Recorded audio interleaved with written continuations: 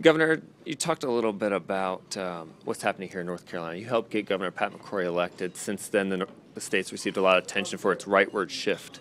What do you make of what's going on here? Look, I think Pat's doing a great job. You see his fight to cut taxes, to grow the private sector economy, and it's working. And so I think at the end of the day, every state's different. And that's the great thing about federalism. Every state will make their own decisions. What you're seeing happen in North Carolina, that was a great example to other states. You put in place conservative policies, you work for the people instead of the politicians, and good things happen. And you've seen that whether it's educational reform, whether it's tort reform, whether it's cutting taxes, encouraging people to go back to work. I think those are all very, very positive things for the people of North Carolina. I think Pat's done a great job, and I think the legislature's done a great job working with him as well. It sounds like down in Louisiana you've had a fight to get what you want along these lines. Is that what you think they should do here in North Carolina? Because they're facing a lot of blowback and criticism as well. You know, what we have seen in Louisiana is that if you're willing to spend your political capital on doing what's right for your people. So in Louisiana, for example, we cut our budget 26%, 28,000 state government jobs, but also the largest income tax cut in our state's history. We've increased funding for education and health care. We've got the lowest unemployment rate in the South. More people working in Louisiana than ever before.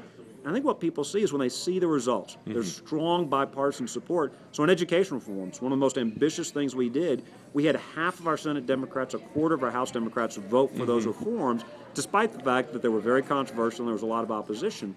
What that shows is if you have leaders, they're real leaders, willing to spend their political capital to make real change, the people will support them. Too often we have politicians that want to be celebrities. Too often we have politicians that stick their finger in the wind and do what the polls say to do. Too often, and there's a saying in Louisiana, you get politicians, when they see a mob marching on City Hall, they get in front of it, they call it a parade.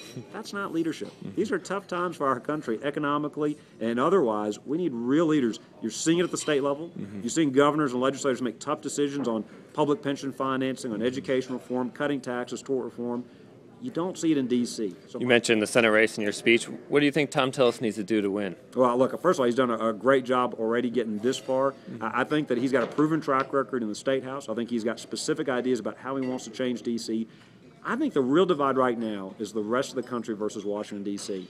Folks in Washington, even in the Republican and in the Democratic Party, but folks in Washington will tell you things like, you can't repeal Obamacare, you can't cut government spending, you can't cut taxes, you can't balance the debt, you can't do any of these things. That's ridiculous. People in the real world, people in North Carolina, people in Louisiana, people in America are saying, we need big changes, not just small changes. We need a course correction here. $17 trillion of debt and counting. I compared it it's like saying we need a hostile takeover of Washington, D.C. I think Tom's in a great position to talk about how he did that in the legislature, how he's going to do that in D.C., about how it's time to end Harry Reid's tenure as majority leader, how it's time to adopt real common sense reforms. I think folks are fed up with the same old politics out of D.C.